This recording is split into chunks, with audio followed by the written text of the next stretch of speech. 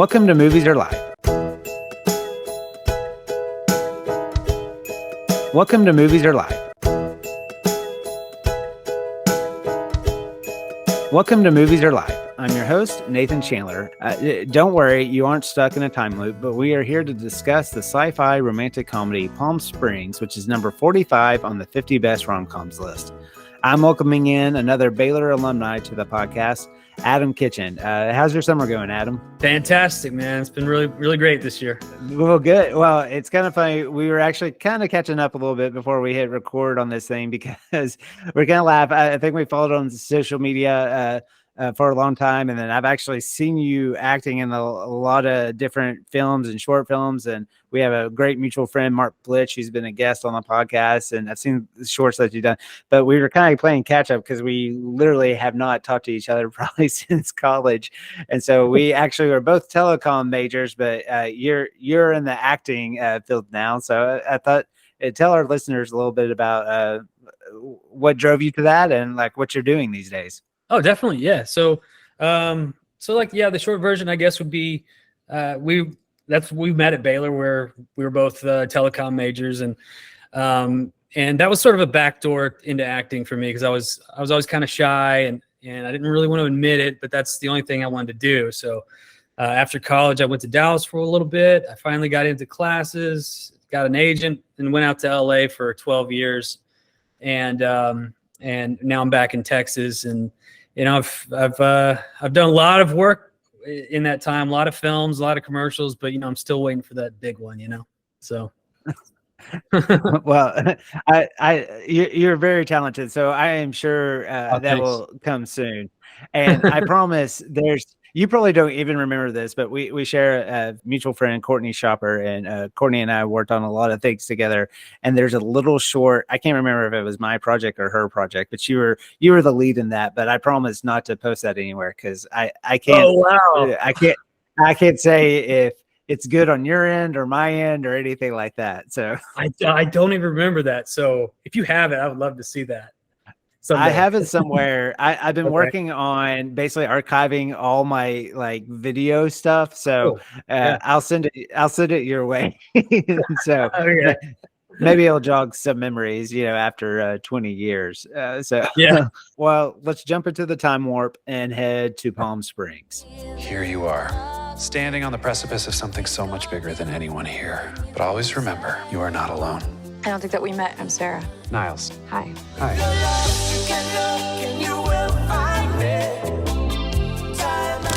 Nice. Run, rabbit, run! Niles? Don't come in here! Palm Springs is a 2020 film directed by Max Barbaco. I hope I said that name correctly. In his featured directorial debut from a screenplay by Andy Sierra. Hopefully, once again, I pronounced it okay. It stars Andy Samberg, who co-produced the film, Kristen Milioti, and J.K. Simmons, and follows two strangers who meet at a wedding in Palm Springs, only to get stuck in a time loop. Palm Springs had its world premiere at the Sundance Film Festival on January 26, 2020. And we'll talk a little bit about that date in a little bit. So January 26, 2020, and was simultaneously released on Hulu and in select theaters by Neon on July 10th, 2020.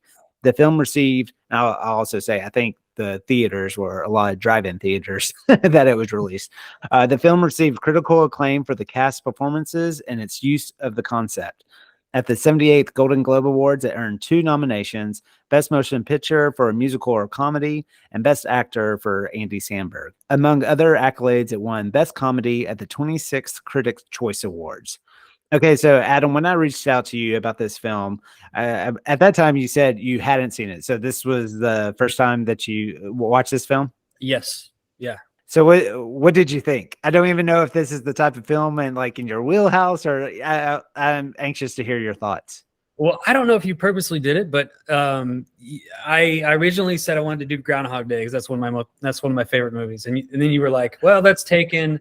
How about this one instead? And I was like, all right, whatever.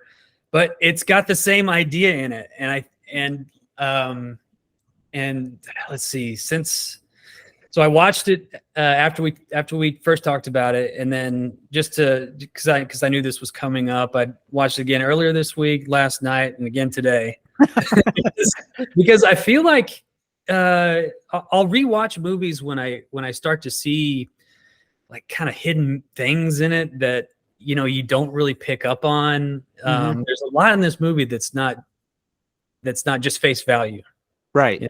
Yeah, so I loved it. I actually loved it. Yeah, I it wasn't a secret. Like when it came out, and I caught it. Like the buzz was pretty big behind it. I have a little note here about it. So at the time when it played at Sundance, it I don't know if this still holds up, but it holds the record for the biggest sale at the time for $17.5 million and 69 cents. Had at that time it beat the previous record by 69 cents. And so and when it came out, and I made reference to it, was in 2020 when COVID-19 started its spread. So this film definitely probably gained a pretty big audience, probably more so than it would have, just because everybody was at home, and it broke the record for the most viewed Hulu release in its first weekend on the streaming service. So they really championed this film. So and not just because it was like, oh, here's a new movie with Sandberg, and just it's funny and critical acclaim, but it very much tied.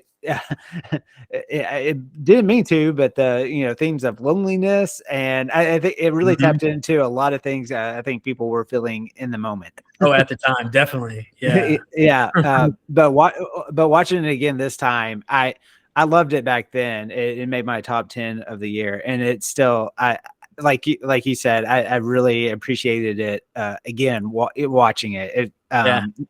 Not just and I always love funny movies, but I mean it actually has it has a lot of emotional depth to it. It really does. Yeah, it kind of goes beyond just like the straight comedy genre. It's very delves into existentialism and all about relationships, and yeah, it's just great.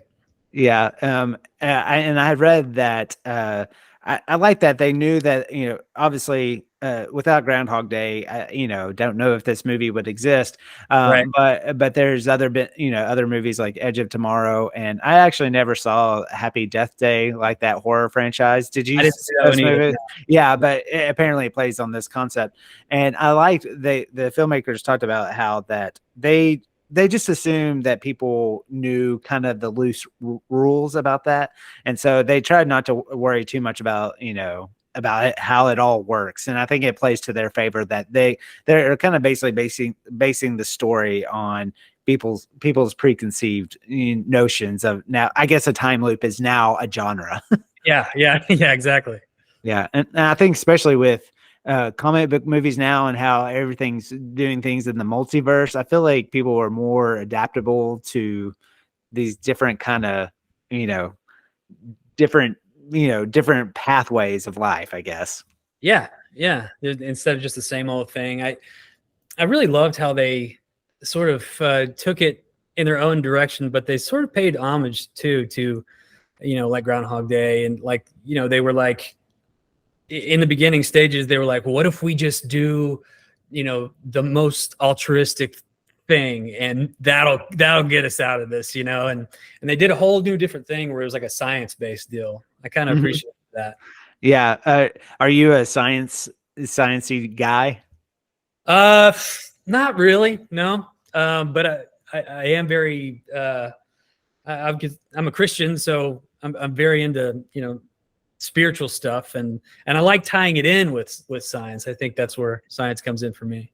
Yeah. I definitely this is like the right amount of sci-fi for me. Like I like to know that the filmmakers are smarter than me, but then also not willing to go into all the depths that it could. Like the little montage where Sarah is like doing all the research. That was good enough for me. I'm like, yeah, same. Yeah.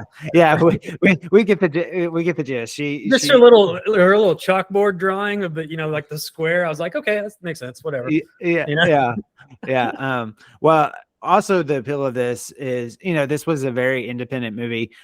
It's kind of hidden. And since you watched it so many times, I don't want to force you to watch it again, but there's actually Totally. extras in the Hulu, and Andy Oh, Samberg and Kristen Milioti, they do a commentary, and it kind of flashes back and forth with the screenwriter of this film. And so it's kind of fun. I had it just playing on in the background, almost like a podcast, and it kind of gave a little bit more. But this was a true, like, very independent movie. They shot it in 22 days, which is really, really fast, and it's kind of interesting. I think what makes me kind of like this movie is that independent aspect. They actually talked about how, especially at night, it was actually pretty cold. They filmed this during the winter months. So that was an interesting aspect. But also, I like this concept of this movie. I don't know if you thought about this as you watched it, but just from the filmmaking aspect, and like, I kind of wonder, like, so I guess this would work this way, but like all the scenes that he's at the pool, do they film all the, I mean, I'm sure that's when they film all those scenes, but just the way that they had to keep track with this movie. Does that make sense? Oh yeah. Yeah. I've actually done a movie like that, like with the same concept. Oh yeah. Is that hard as an actor to keep kind of like, I bet you have to shift like your mindset like constantly. Yeah. And it even got to where, we would have a designated person that would be like, okay, you didn't put your left hand there on the last take, so do that this time, and then make sure you do this. So it did get frustrating, but also when you do it a million times, it actually gets pretty fun. I think you can kind of tell in this movie, like that they were really, really going for it, really having fun. Yeah. And sorry, I'm going to ask you a lot of these type of questions just because I always jokingly say that's why I was always behind the camera, is because like I could never do such things in front of the camera. But like that's got to be hard to like stay in character when you have to remember those type of beats. Is it? It is. Yeah. Yeah. When it has to be so exact, I'm pretty good about, keeping my mark and doing gestures the same way, but when it's got to be exact, man, it gets tough. Yeah. So, what's the longest stretch of days that you've shot? I mean, they in this movie, and I think for the type of scope it was, they were making 22 days seem like pretty, like, oh my god, it was pretty crazy that it was that. Is that pretty fast? For that kind of movie, yes. The more money you put into it, that's pretty fast with the amount of money they had. The longest shoot I ever been on was like 3.5 weeks. Okay. But that's even for the types of movies that I'm doing, which are very, very, low budget. A feature typically takes like 2 weeks. Okay. Maybe 2.5, depending on, locations and things like that. But yeah, for this type of film, that was quick. Yeah. It's funny in the commentary too. They kind of talk about as far as the shooting thing. Andy Samberg was talking about like, they just pulled reactions from different scenes. They were able to kind of they shot so much in the same location that he said it actually kind of worked to the advantage that they were able to kind of pull things, even though in the moment it didn't necessarily tie in with the script. Yes, and that is the one good thing about it. Yeah. You can just pull from whatever. Yeah. Yeah. So I don't. Are you I'm a big fan of the actors in this. I mean, I think that's truly what makes this. Are you a fan of Andy Samberg, or had you seen Kristen Milioti before? I've never seen her before. No. Okay.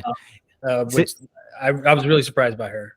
Yeah, she famously, I haven't seen like everything that she's done, but I want to say she might have. People are going to kill me for this. I think she was in a Black Mirror episode, but she was famously in the TV series How I Met Your Mother. She ended up, spoiler alert, she ended up being the mother. And so that's how a lot of people know her, because she kind of showed up, and a lot of people maybe liked her or didn't like the fact that she was the mother, But and because of that, and then like this movie, I started kind of seeing her like in a couple of things and stuff, and so yeah, I think she really stands out. I've always been a really big Andy Samberg fan. Same here. Yeah, have you seen his like other movies like Hot Rod and I just Pop watched Star? Hot Rod the other day. Yeah, Pop Star. Yeah, he's so funny. I don't think I've seen him in a role like this before. I don't think I've seen him do quite as serious as this. And he was great at it. Yeah, he does. He has a really good balance of being serious, and I like how he's been in this loop longer than Sarah has, and so he's able to kind of like he gets to an emotional place. He's ahead of her in some ways, and but I mean when he starts like actually like basically expressing his feelings and things like he really carries it really well. Like but he still keeps that tone of like, I'm still the nice, funny guy, but I actually really care about you. Yeah, exactly. They said I read somewhere that the screenwriter envisioned him being trapped for like 40 years. Okay. So it made sense whenever she asked him like, what did you do? What was your job? And he was like, I can't. Well, of course, there's the mushrooms that he was on too, but he was like, I don't know, but yeah, back to your point, the his ending speech where he's like professing his love. Yeah, that's when I saw his skill. I was very surprised by that. I thought he delivered that well. You get one more sentence. Okay. Even though I pretend not to be, I've realized that I am completely codependent. But I'm cool with it, because I think that life should be shared now. And I need you to survive. Okay. Just your one sentence. I need you to survive, comma. But it's so much more than that. Colon. I know you better than anyone knows you. It's totally a great moment. And even though he's not in it tons, I mean, the weight of J.K. Simmons is as Roy, as this other, character who's stuck in this time loop with him. I think he's a great addition to this story as well. Perfect casting. Yeah. And I just like, I like the aspect of everybody's been to a wedding, and I like it because, and we actually were talking about this the other day. Now that we're in our 40s, we just don't go to weddings very often anymore, like we did like in our 20s and stuff. But like weddings are like a lot of fun, but also it is really, it's a great concept because it is that would be the worst setting to be stuck in every day. Yeah. Just thinking about that, man. All the supporting players around them, the bride, the groom, some of the groomsmen, even though we don't like completely get to know them, like just their presence, and they do a really good job writing these characters that you know who the people are without spending a whole lot of time with them. Exactly. Yeah.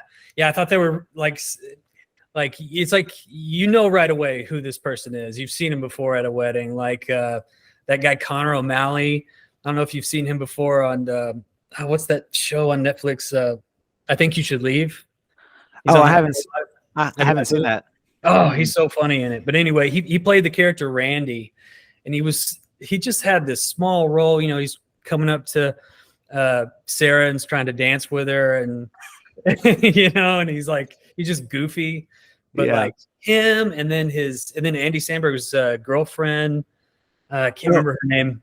Yeah, his girlfriend is played by Meredith Hagner. She plays Misty. Yes. She's amazing in this. Meredith Hagner, yes. Every single like little reaction she had was just made me laugh out loud. Yeah, so they have they're not supposed to have romantic chemistry, but the interactions between them are amazing. So good. Yeah, and just that concept too, like especially. She was probably not someone he even knew originally that he was going to be with for the rest of the time. And the fact that you have to wake up every morning to a person that you despise. Yeah. It was sort of like, I heard him in an interview, and they said that like they were stuck in the loop, but they were also stuck in their relationships. Like they're stuck in their, their terrible relationships.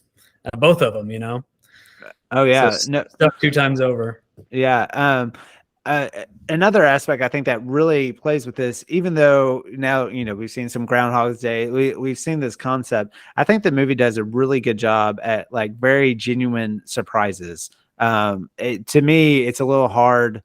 You kind of figure they're going to get out of it, and actually, I mean, I think it works in this movie. I don't become so concerned with like how they're going to get out of this time loop, but I think the things that happen in this movie, even from the get go, when he gets shot by the arrow in the leg by Roy, but there's all these, even when he gets into the fist fight with the groom and the fork in the face, even though I had seen this before, there were these moments that still kind of caught me off guard in a good way. Yeah. Yeah, like the bomb guy thing. Yes, and then, yeah. and then I had forgotten, like I'd watched it a couple times, and then just today I was like, oh yeah, they got an airplane, and they just crash. Yeah. Yeah, Are there little things like that. Yeah. Are there any other? We've kind of hit on some of them, but any other like favorite scenes or quotes that stood out to you? Yeah, yeah, scenes. One I'm definitely interested in me was the dinosaurs. My God. Do you see them too? Are they real? Who cares? What did you think about that? Well, I I often try to read too much meaning into things, and I try to, I looked it up, and they really just said, I think Andy Samberg just said like, well, we just figured it would make the scene more fun, so we did. I was like, oh, okay. But they show them at the end too, so they weren't just hallucinating. Yeah. And I know Palm Springs, they have, in my entire time in LA, I never did go to Palm Springs. I still regret that, but I know they have these giant dinosaur statues out there, so maybe that's a part of it somehow. Okay. Yeah. I like that. If people start, digging into like why would there be dinosaurs? You have to keep in mind that you're watching a movie where people are stuck in a time loop. Yeah, so exactly. so anything is possible. Well, why not? But, Yeah. But I like the concept of this whole movie of just like the world is so big, life is so big. I think it's kind of trying to show that the possibilities are endless. Like Yeah. life, I guess I like the fact of recognizing how big this world is. Anything can happen, but also how important it is to have close relationships in your life. Because if you don't, how lonely life can be. Yeah. It's that whole kind of like we're the speck on this earth, but we still play into the bigger picture of everything. Yeah. I thought they did a good job of showing like the sort of nihilism that Niles, that's kind of funny, that Niles like falls into, after doing all the things that most people would do, is just, get to know every single person, follow all your pleasures, and then what do you do? Right. Yeah. And I really like how they captured that. He was already there from the very beginning, which was different from Groundhog Day.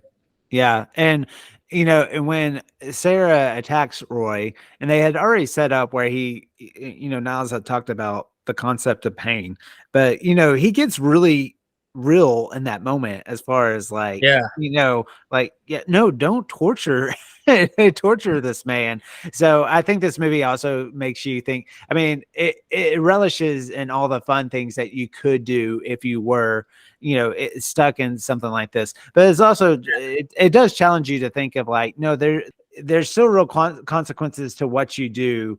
So if I do something to Roy and he's hurt, yes, it'll reset, but what I did to him will stick with you. Will affect you. That's what I thought was cool about it, because like I was thinking about like, the whole idea of pain being an illusion. I'm not sure if that's a Buddhist idea or not, but whatever. But they sort of took that and said, no, it's real because it sticks with you. If you caused it, it's going to stick with you. And I was like, wow, yeah, that's so true. I never thought of it that way. Yeah, and I like too the interaction between them and the fact that Niles is ahead of Sarah in a lot of ways just because he has been stuck so long in this thing, and I pulled out the lines where Sarah, and this is always kind of the crossroads of like a relationship, right? Like if you're in a long-term relationship with someone, basically, could I spend every day of my life with this person? What if we get sick of each other? We're already sick of each other. It's the best. That really does like sum up love in a real way. Yeah, yeah. And she says something like, I don't need you to survive, but it would make life less mundane. Yes, and I love that because I'm definitely not as independent as a lot of people that I know, but I think especially in America, it's a very like kind of me first, independent type of Oh, yeah. society, Totally. and I like that line and I like Sarah's character a lot because they don't ever apologize for her nature. I think this movie could have easily made her like change who she was, and then some she changed the relationships that she had with like her sister and that sort of thing, so she changes in that respect, but she doesn't change into the like kind of, I would say, hard person that she is. Yeah. And I like that recognition of that, like, yeah, it's okay to be independent, but yeah, isn't it fun when you have someone around to spend life with? Right. Yeah. Yeah. Yeah. Her first reaction was to like try to run. She drove all the way to Austin, try to run from all the guilt and all the problems. And then when she set her mind to it, it was like, no, I'm gonna get out of here. And she studied every day. I didn't see that coming. That was out of the blue. Yeah. But figured it out. Yeah. And, yeah, that was sort of a redemption for her. Yeah, I kind of in that moment, I would be the person who would probably be like, you know what? I'm just gonna watch every movie I can, every TV show that I can. And Whitney's gonna be like, no, I'm gonna take the time to figure out how to get out of here. Oh yes, that would be a better use of our time. Oh, that makes sense. Yeah. Yeah, I would be the same way. I'd be like 50 years down the line, like still, seeing what I could get away with. And Movie musings. What day in your life would you most like to be stuck in, or what do you think is the best scenario you can think of? I kind of mentioned it, like someone else's wedding that you really don't know is probably not the day to be stuck in, but did you think about this at all as you were watching this movie? Man, I did think about a lot of stuff in my past for sure. I did, because I'm very similar to Niles in a lot of ways for as far as my past goes. Gosh, I don't know. I honestly don't know. There've been a lot of good moments, Yeah. I even though I'm divorced, I had a fantastic wedding. Yeah. I probably wouldn't want to go back to that in hindsight, but that was a very great time in my life. There's got to be something involved with acting where I was like, on top of the roof, just feeling great, because I've had that experience so many times with acting. I think it would definitely be good to be stuck in a day where you have had access to a lot of people. I think that kind of would be a fun thing, as far as just, that's kind of what makes this movie fun, is like, he's clearly gotten to know that local bar, that local city bar, like all their personalities and things like that. And so I think that would be an ideal situation. So you could it'd be fun to toy with all the different things that you could do, so for sure. I think location would be key too. So I think, like, I don't live close to my family, but where's a spot that, like, how she drives, does she drive to Austin? I don't know exactly how far that is from Palm Springs, but, maybe somewhere where you could still like travel to and still do some things and not be a waste of a day. Yeah, that's true. Yeah. Somewhere close to something cool. what's one of your favorite songs to dance to at a wedding? And so I think the opening scene is pretty memorable, where we think, Niles and Sarah are kind of having their meet cute, even though, we learn later that he has interacted with her many, many times before. But I love that scene with the choreographed dance, like where he's like weaving throughout everybody, and he's clearly been there before. But it made me think, like, what do you think is the ultimate dance song at a wedding? I don't know about ultimate. The only two songs that come to mind I actually had at my wedding, and I don't think they're like for everybody, but we, my ex-wife and I, we planned a waltz together. Do you remember the Scent of a Woman? Yeah. The dance scene? Yeah. It's that music. Okay, cool. Or is it tango? I'm sorry. Yeah. And also, I'm a real big fan of Elvis, so anything by Elvis, I'm always getting down.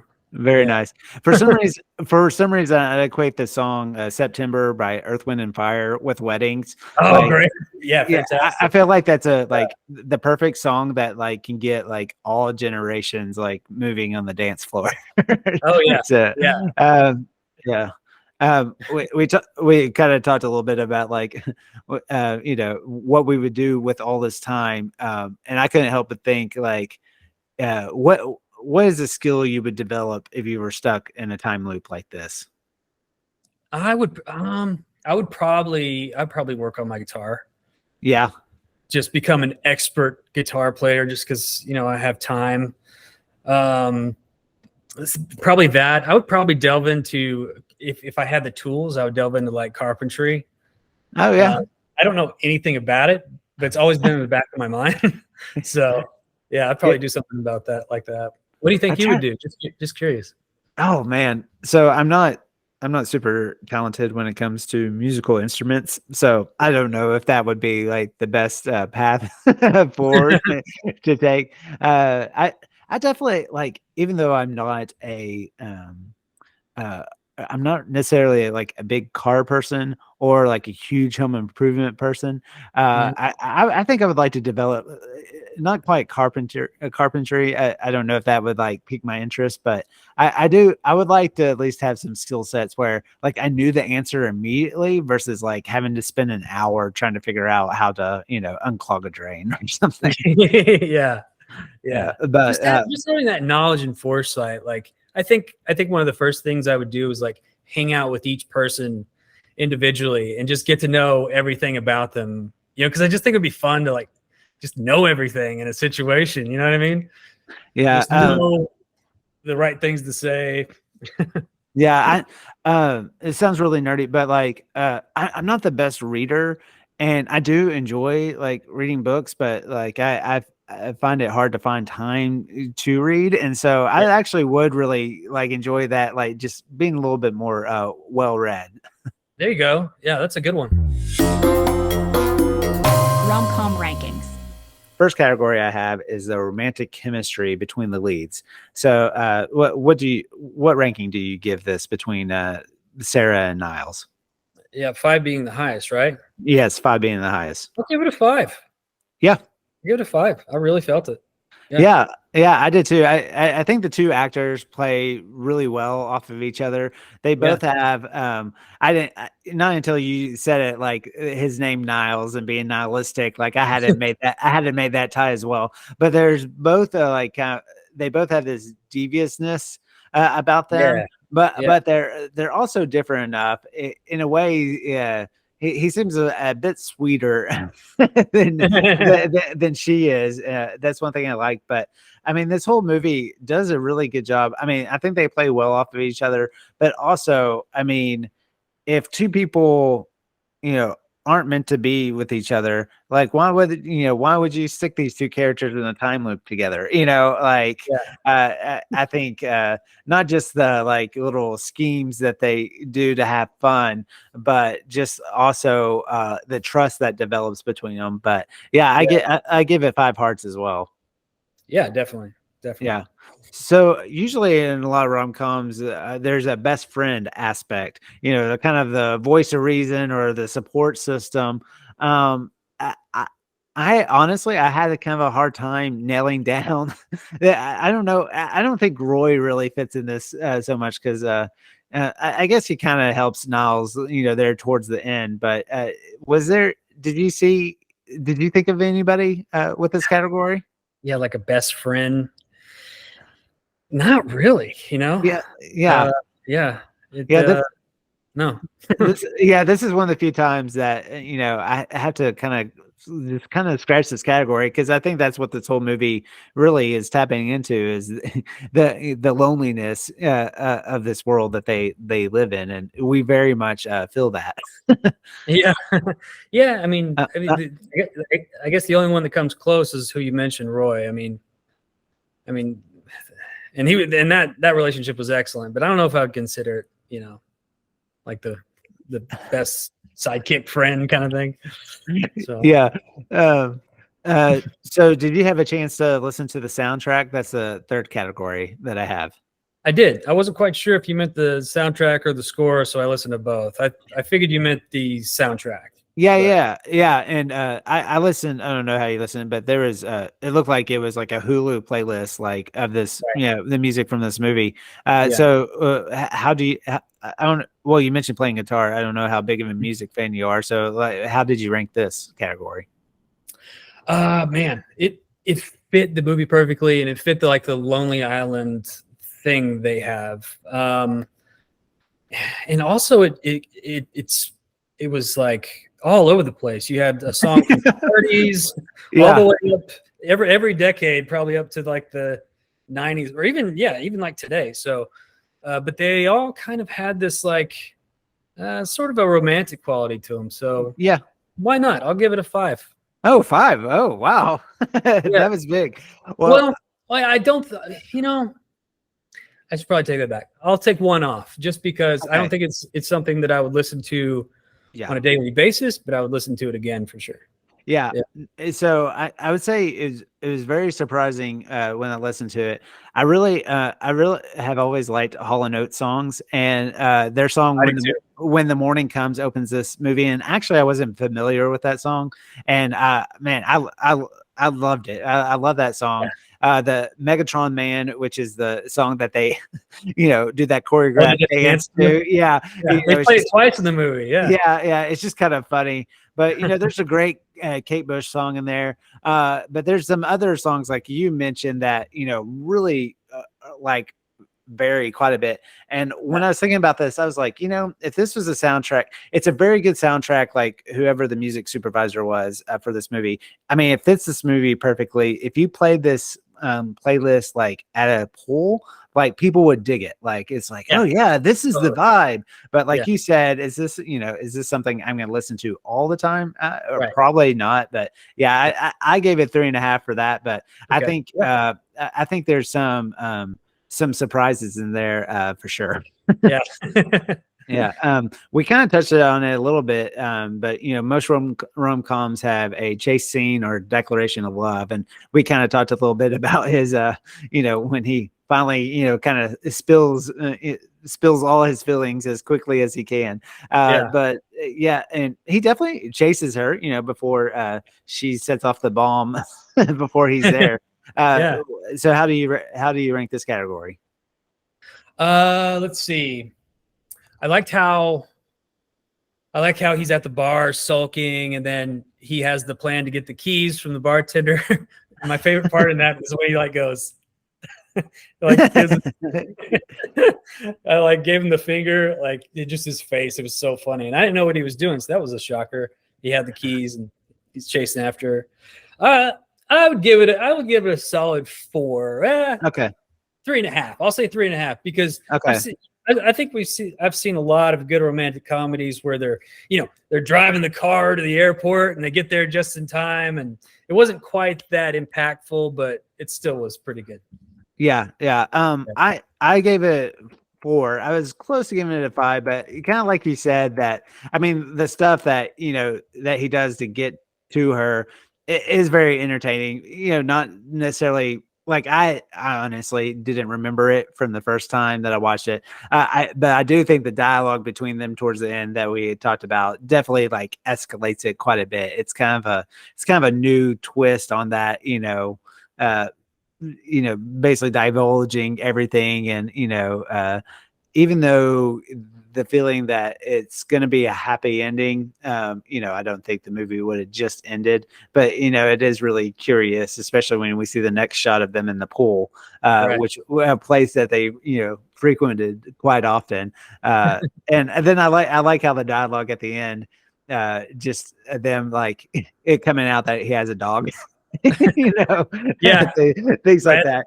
Yeah, it's just it's a nice little tag. So, but yeah, I gave it 4 hearts. But And just to add to that real quick, if you don't Mhm. mind. Oh yeah, I think we kind of touched on this earlier, but her declaration too, and it was kind of impactful because I was waiting for it. He was like, I need you. I can't survive without you. And then she's like, well, I can do fine without you. And then I was like, man, this kind of sucks. But then when they actually step into it, she's like, I love you.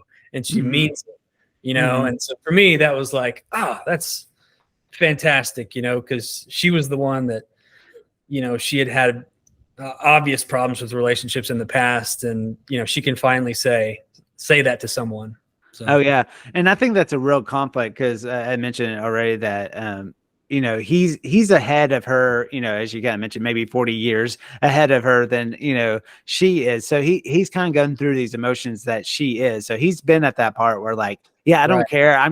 I would blow myself up. And Yeah. the fact that he's kind of, I really like that conflict that they build in this of like, hey, I am maybe willing to stay in this if it's with you versus, trying to leave. And I do like that conflict there. Yeah. Yeah. Yeah. But so the last category, the rewatchability factor. You kind of gave it away already and how many times you Yeah. watched this, but I gave it 5 hearts. I love this movie. What about you? Definitely 5. Yeah. Yeah. I'll watch it again for sure. I'll probably turn on. I tend to do that though with movies I like. I'll watch them over and over for whatever reason. So I'll probably pop it on next week and give it a go. Yeah, definitely. Yeah, listen to that commentary. At least we'll, add a new dimension to it. Yeah. It's almost like I love this movie so much, and it's kind of what makes me sad about the streaming world. I feel like so many movies are released not just on Hulu but on Netflix, or they might be originals, and I feel like there's even like a movie I remember. It was kind of an indie movie with Paul Rudd on Netflix. And see, this is bad. I can't even think of the name of it. And I remember really liking it, but like it's so, they're churning out so much content. I feel like, it's almost like it's weird. It's like it's super easy to access these films.